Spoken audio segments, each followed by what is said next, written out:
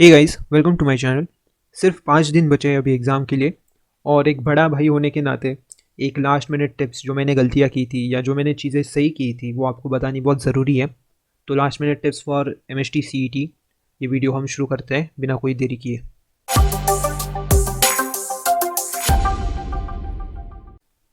सबसे पहला point, do not fear, questions are made so that you can solve them. मतलब बिल्कुल भी डरना नहीं है कोई भी क्वेश्चन के बारे में सोच के या कोई भी टॉपिक के बारे में। अगर आप अनकंफर्टेबल हो कोई भी टॉपिक को लेके तो प्लीज़ उससे डरिए मत, क्योंकि क्वेश्चंस बनाए गए हैं कि आप सॉल्व कर पाए उसे। ऐसे नहीं है कि आपको नहीं आने चाहिए, ये हिसाब से, ये माइंडसेट से उन्होंने क्वेश्चन बनाए ही नहीं है। तो बिल्कुल आप घबराइए मत, जो भी क्वेश्चन आएगा उसे सॉल्व करिए। कोई भी प्रॉब्लम आए तो फिर उसे स्किप कर दीजिए। अब में भी हमें समझना चाहिए कि 50 क्वेश्चन और पढ़े, तो उसके ऊपर ध्यान दीजिए ज़्यादा। तो डू नॉट फियर, आपको क्वेश्चंस आपको सॉल्व करने के लिए ही बनाए गए हैं, बिल्कुल भी घबराने की कोई बात है नहीं।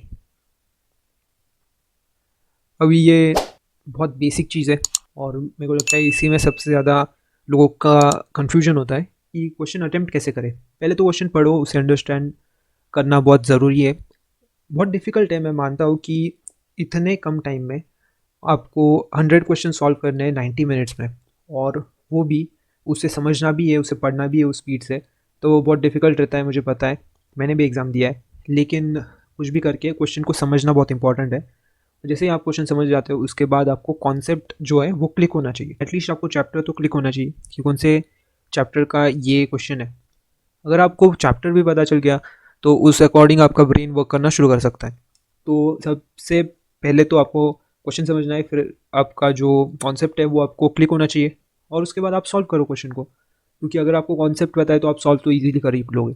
उसमें भी थोड़ा जो कैलकुलेशन एरर रहते हैं, जो कुछ कुछ छोटी छोटी चीज़ें रहती हैं हम जो मिस करते हैं, जैसे कोई डेसिमल पॉइंट मिस कर दिया, वो सब अवॉइड करिए। एंड या then you are done with the question. आपको सिर्फ ये 4 चीज़ें समझनी है।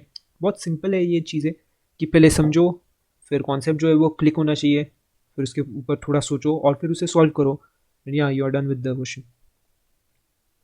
5 मिनट रिविजन बहुत इंपॉर्टेंट है कि कोई भी अभी टॉपिक ले लीजिए और उसका 5 मिनट में रिवाइज कर दीजिए। अभी रिविजन को टाइम देना उतना इंपॉर्टेंट है जितना आपके पेपर्स, मॉक पेपर्स सॉल्व करने का है। तो अभी 5 मिनट में कोई भी एक चैप्टर उठा लीजिए, 5 मिनट में पूरा रिवाइज करिए, जितने भी उसके फॉर्मूलाज है, जितने भी उसके कुछ की कॉन्सेप्ट्स रहते हैं, कुछ समझना होता है, कुछ थियरी रहती है, कुछ थियरम रहते हैं, तो वो सब पढ़िए, लेकिन 5 मिनट में ही पूरा चैप्टर कंप्लीट करिए।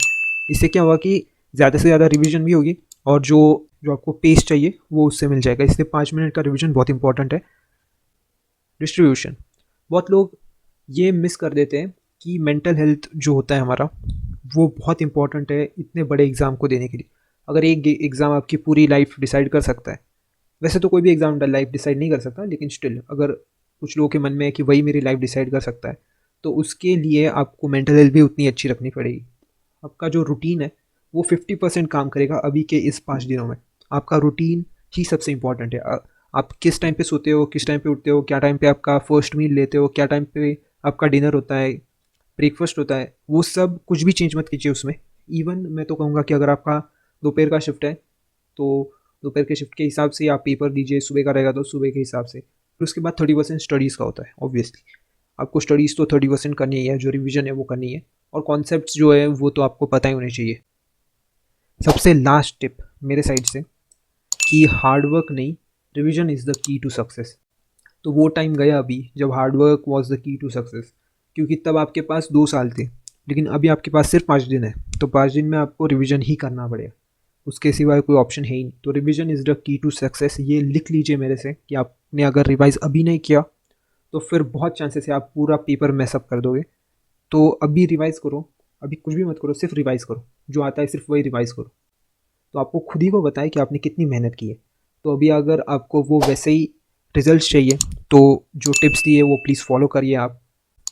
या all the best guys, thank you.